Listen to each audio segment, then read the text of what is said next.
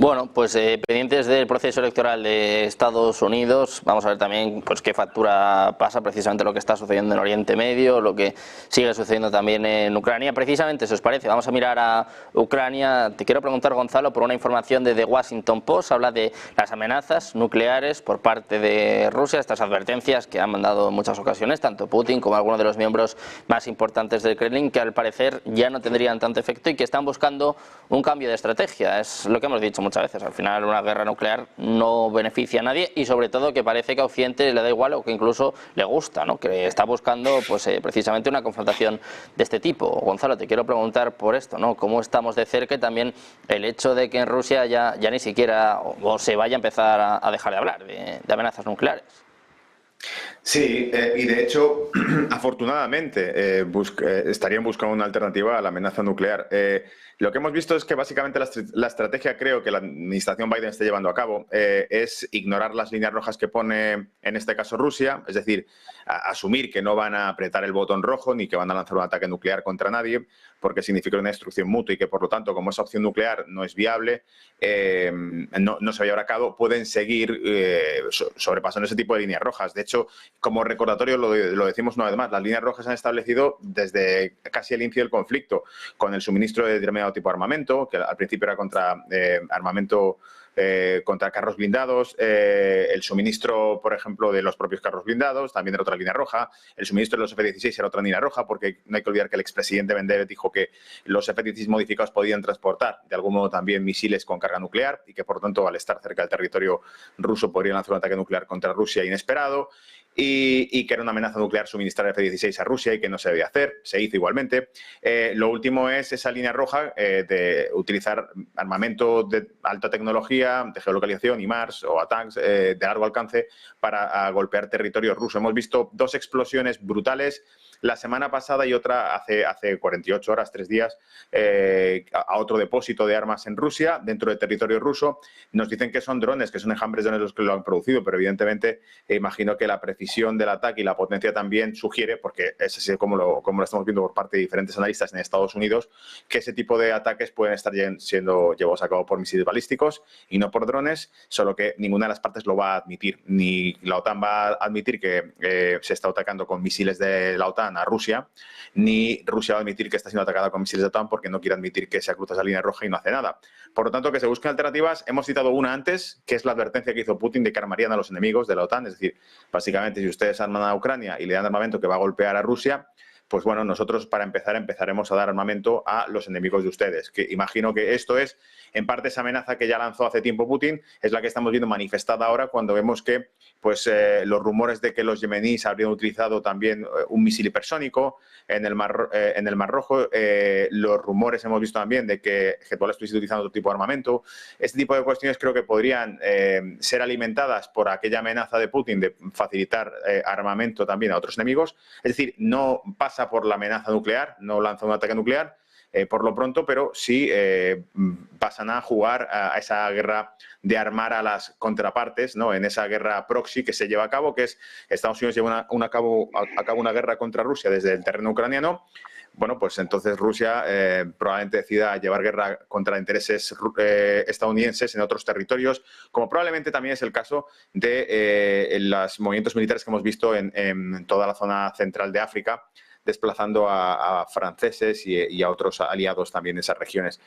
Creo que esa es una parte crucial. Me parece interesante también en este punto destacar, lo he publicado en redes también, una carta o artículo hecho por Robert Kennedy y por Donald Trump Jr., en la que básicamente, citando al New York Times, nos hablan precisamente de que creen que la responsabilidad que tendría la administración de Biden es forzar negociaciones o forzar a que se desescale esa tensión en lugar de exacerbarla más, presionando con temas de armamento, ¿no? Porque no hay que olvidar, por ejemplo, y es por poner un ejemplo, la visita de Zelensky a Estados Unidos aseguró que tenía un plan que permitiría que las hostilidades cesasen probablemente para principios de este año entrante.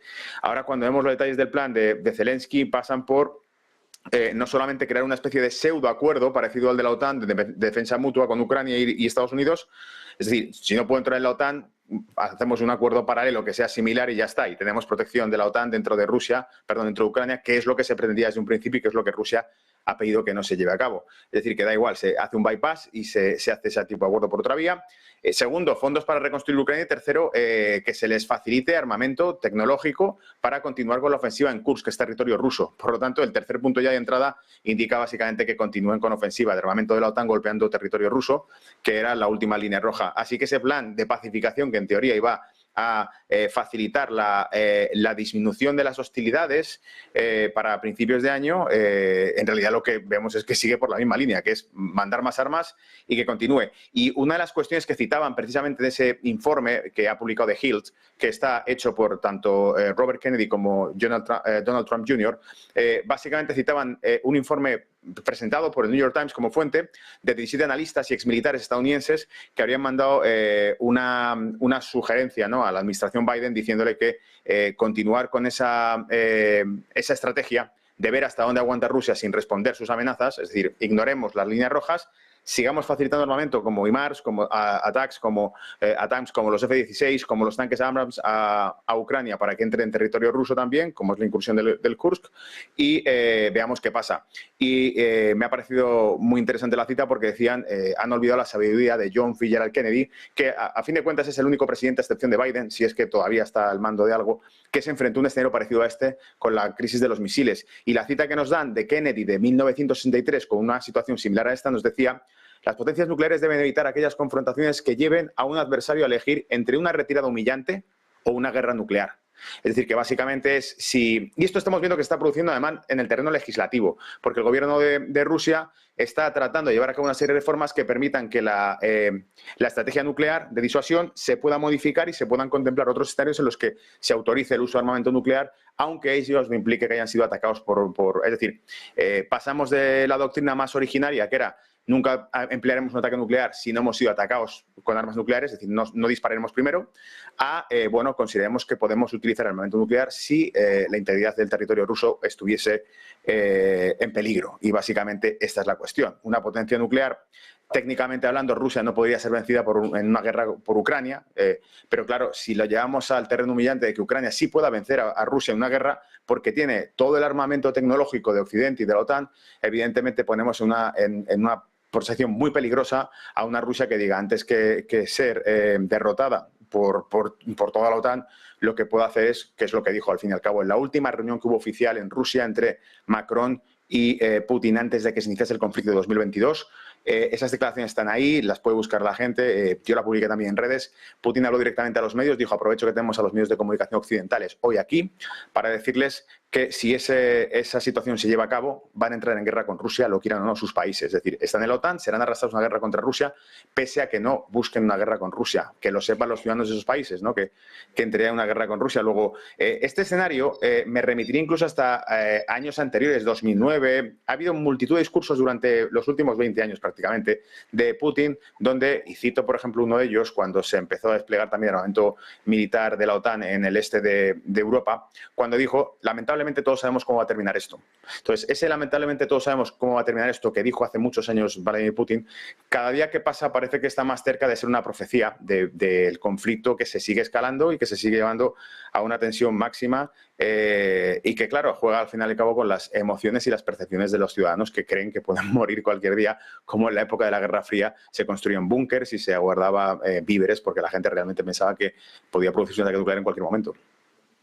Bueno, pues pendientes de estas amenazas nucleares, pendientes precisamente de Estados Unidos, vamos a mirar a declaraciones por parte de los miembros de la Reserva Federal. Estamos muy atentos hasta ahora a Goolsbee, que dice, ojo, dice que es probable que se necesiten muchos más recortes de tasas durante el próximo año. Dice que las tasas deben bajar significativamente. Dice que está cómodo, que está de acuerdo con este recorte, este último recorte de 50 puntos básicos de la Fed, y que demuestra, dice, que están centradas en los riesgos para el empleo, no solo para la inflación. Añade Goolsbee que la tasa de desempleo está en niveles que muchos consideran como pleno empleo, pero eso sí, advierte que el deterioro del mercado laboral suele ocurrir rápidamente. Vuelve a insistir en que habrá muchos más recortes de tasas durante el próximo año y que en general dice que la economía da algunas muestras, algunas señales de advertencia y también de cierta fortaleza. Está, como les contábamos, de acuerdo con este recorte de 50 puntos básicos, pero advierte sobre el desempleo. Dice que está aumentando, pero que el nivel aún es bajo y que el aumento de la morosidad también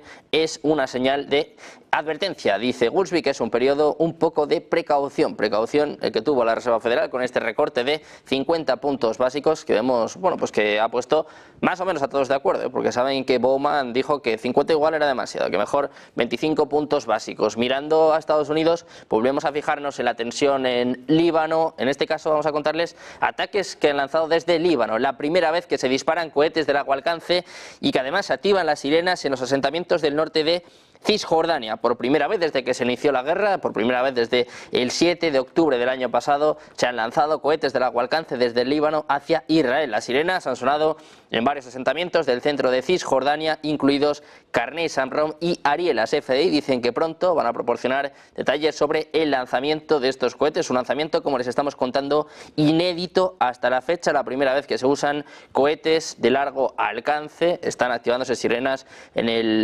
en Cisjordania, en los asentamientos israelíes. Hablan también de ataques por parte de Israel. Al parecer las FDI han atacado 800 objetivos de Hezbollah en el sur del Líbano y en el valle de Bekaa. El ejército israelí ha atacado cerca de 800 objetivos de Hezbollah en el sur del Líbano. Precisamente les contábamos que era un ataque inminente, que habían dado una advertencia, un aviso de 2 horas.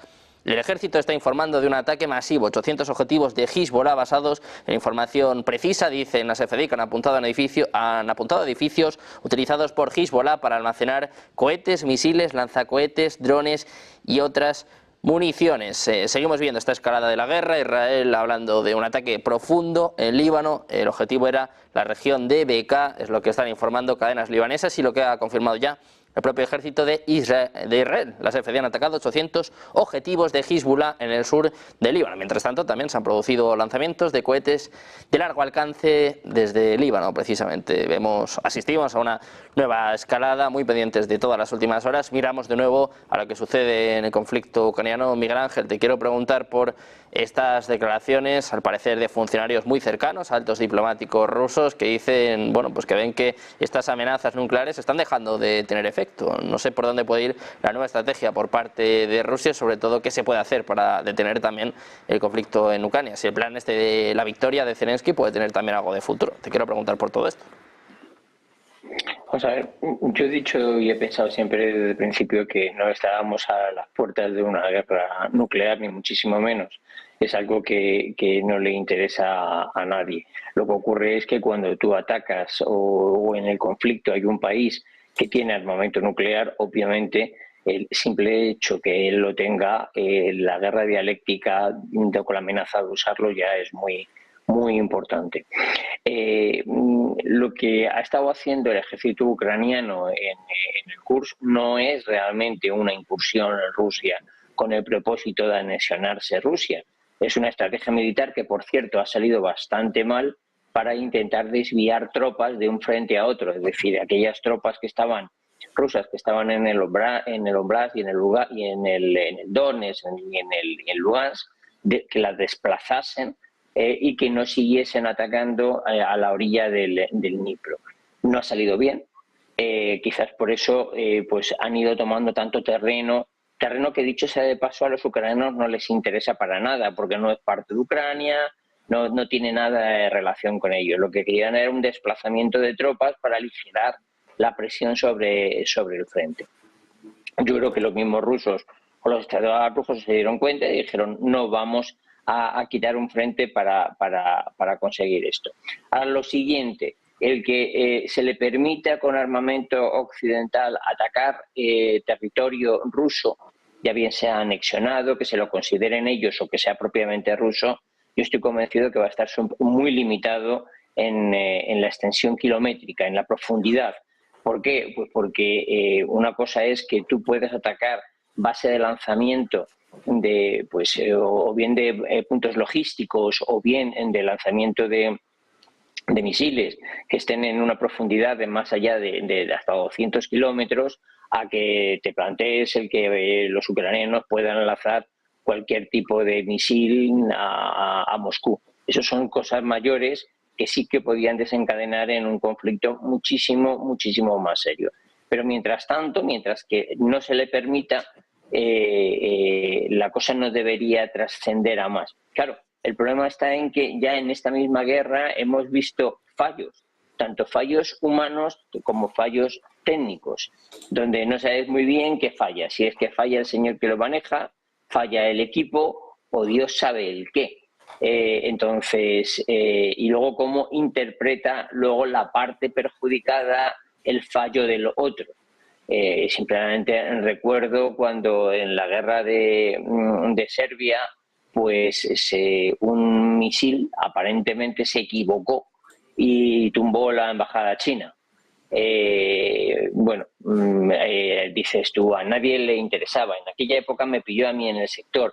Y yo recuerdo que cuando hablaba con los especialistas dijeron, pero si es que tenía que haber un tío apuntando con un rayo láser. Dispararon un misil a objetivo marcado, no iba por GPS. Dice, es que es imposible que se hayan equivocado, ¿no? Pero bueno, es preferible decir, vale, aceptamos que haya sido un error, igual que pasó con el famoso avión que pues no se sabe muy bien quién fue el que lo derribó, si las fuerzas ucranianas del Donetsk, los ocupantes rusos. El asunto es que una aerolínea, un avión de una aerolínea comercial se tumbó con 200 y pico pasajeros que murieron, ¿no? Bueno, dicho eso, yo no creo que deba de llegar la situación a más. El que Zelensky quiera, puedo pedir lo que quiera. Y he dicho hace muchísimo tiempo que para mí Ucrania es un país fallido, en el sentido de que hasta para pagar los barrenderos necesita ayuda occidental.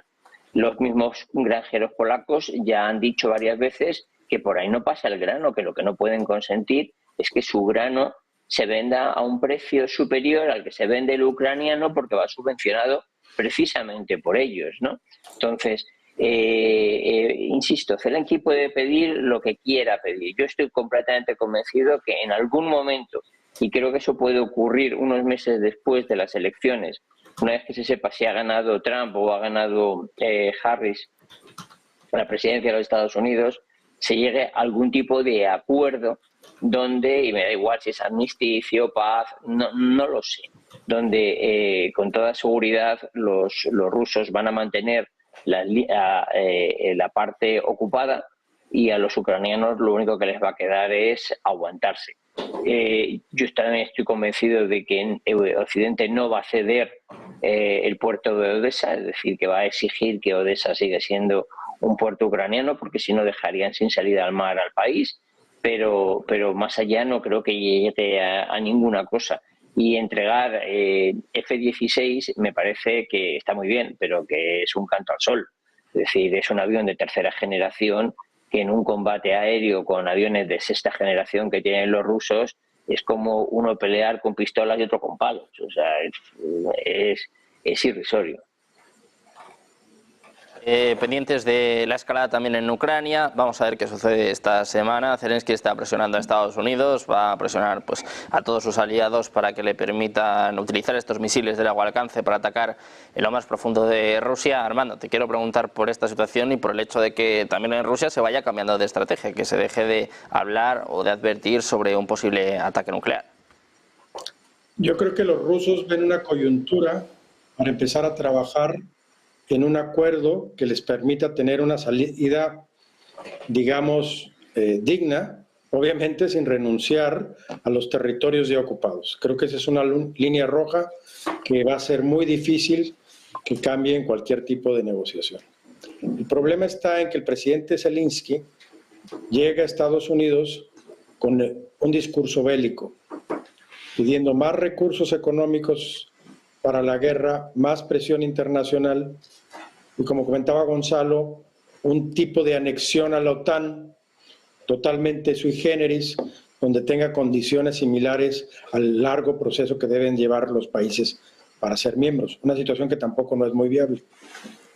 Además, quiere que se le ratifique esta pretensión de poder usar misiles de largo alcance para atacar al territorio ruso. Aquí la diferencia es, como decía también Miguel Ángel, hasta dónde y qué posiciones o qué lugares estratégicos pueden atacar. Ese es algo que ya sería una línea roja porque está atacando directamente a un país con armamento financiado o proporcionado por otro. Los enemigos, los amigos de mi enemigo que están financiando la guerra, los debo considerar también mis enemigos, es un poco la racional que tiene Rusia, pero ve también en esto una oportunidad para encontrar posibles soluciones negociadas, sobre todo si llega el presidente Trump, que ha venido trabajando en estos temas, y este documento al que hacía mención Gonzalo, de Kennedy y del yerno de Trump, es un esfuerzo para buscar salidas negociadas al conflicto, como el propio Trump lo ha venido ofreciendo en sus mítines de campaña. Lo que vemos es una guerra de narrativas. Zelensky ha querido mandar una narrativa que tácticamente era invadir Rusia, estoy ganando territorio, estoy ganando la guerra, cuando en realidad está perdiendo las posiciones estratégicas de la guerra y era una estrategia para distraer, como ya lo comentó Miguel Ángel, las tropas y llevarlas, que no funcionó. Y lo que está buscando es ahora, a través de sus diferentes representantes, reducir el discurso de confrontación, abrir la puerta a la negociación en un evento importantísimo, que es precisamente la Asamblea General de las Naciones Unidas, que es donde el mundo pone atención en cuáles son los grandes temas internacionales que requieren discusión o debate. Y ahí van a escuchar dos versiones. Necesito más dinero, que ya los demócratas mismos dijeron, no te vamos a dar, Zelensky, vamos a cambiar. Si llega Kamala Harris, va a haber otras políticas en este tema. Los republicanos están en contra de seguir financiando en estos montos y estas condiciones la guerra. La propia Unión Europea se quedó sin munición el otoño pasado, ha tenido que volver a restablecer, y el país que está detrás de este uso de misiles es el Reino Unido, que está en una crisis económica, social y política como no la había vivido en 25 años. O sea que también tenemos que pensar que hay un tema geoeconómico de quién y cómo se puede pagar las pretensiones que tiene Zelensky. Además, él tiene muchas presiones internas. Hace 2 semanas tuvo que reestructurar su gobierno, semana y media, por todos los casos de corrupción, de ineficiencia, etcétera, porque ha perdido fuerza y también presencia. Entonces estamos viendo un periodo muy corto entre las elecciones norteamericanas y hablarle a diferentes actores para mantener un conflicto continuado o para buscar soluciones de carácter negociado. Y yo creo que en este caso Trump está ya estableciendo los primeros puentes para lograrlo. Sergio, me gustaría también añadir a lo que han dicho mis compañeros, precisamente por las referencias que me parece que pueden ser curiosas o significativas para la audiencia, que, por ejemplo, con el caso del Kursk, la tercera posibilidad también era que ocupar territorio de ese territorio y mantenerlo o conseguir mantenerlo hasta que llegase una negociación, si es que se produce o si es que les obligan a llevarlo, pudiesen de algún modo utilizarlo como moneda de cambio también. Bueno, si dejaremos el territorio ocupado, si se deja el territorio ocupado por Rusia. Luego, el tema que ha hecho también, por ejemplo, referencia a Miguel Ángel, con el ataque a la embajada china durante la guerra que se produjo en Kosovo en el año 99, el inicio de este mismo año tuvimos una visita de Xi Jinping, que fue precisamente a visitar Serbia, y eligió el día para visitar Serbia justo el mismo día en el que se había cometido el atentado contra la embajada china, por lo que dicen que, bueno, de hecho muchos titulares, sobre todo de prensa asiática, abrieron diciendo, como Global Times, ¿no?, que Xi Jinping no olvidaba ni perdonaba el atentado contra China hecho por la OTAN, porque fallecieron 3, si no me equivoco, eran periodistas, pero hubo más de 2 decenas de heridos, si no me equivoco. Entonces, es simbólico, pero China sigue haciendo gestos de este tipo, pensando, bueno, no se ha olvidado que aquello se produjo y que afectó. Y por último, que los misiles de largo alcance, como los misiles HIMARS o de racimo que vimos este verano, los llegan a utilizar, porque en lo que se considera territorio ruso, porque al fin y al cabo una playa de Crimea, vimos las imágenes de cómo, además es muy característico porque ves el bombardeo, la gente gritando, se oye la explosión, la detonación del misil y luego se ve como una especie de, esos racimos, ¿no?, que se producen como una especie de red de explosiones que cogieron parte del mar y de la playa, donde hubo también varios muertos. Y en aquel momento, ¿os acordáis que incluso sugirieron que había sido guiado por un dron estadounidense que había salido de una base militar de Rumanía en el Mar Negro? Entonces, este tipo de cosas han ocurrido ya. Por lo tanto, a mí no me sorprende que los ataques que hemos visto, tanto el del el conglomerado el depósito de armas que tuvo una explosión que comentamos aquí la semana pasada, que estiman de más de 1 kilotón de potencia, que según los satélites de la NASA había cubierto más de 14 kilómetros de radio la explosión, y la otra que se ha producido, si no me equivoco, fue el 20 de septiembre, es decir, hace 3 días, hubo otra explosión en otro arsenal también cerca de Moscú, por la noche. Por tanto, a mí no me sorprendería que el uso de este tipo de misiles ya se esté produciendo. De hecho, hace pocas horas, y creo que también ha sido la fuente del New York Times, decían que Biden había dicho que no hará público la decisión sobre el uso de armamento de largo alcance de Estados Unidos, aunque Zelensky ha dicho que no se le ha autorizado a utilizarlo, ni Reino Unido ni Estados Unidos nos han autorizado a utilizar ese tipo de armamento. La respuesta que habría dado más reciente Biden es que no va a hacer pública la decisión, porque también dijeron que estaban considerando la posibilidad de autorizarles a usar armamento de largo alcance, y ahora lo que han dicho es que no van a hacer público la decisión. Imagino que es porque la decisión puede ser que sí, es decir, si fuese que no, dirían públicamente que no para reducir la tensión.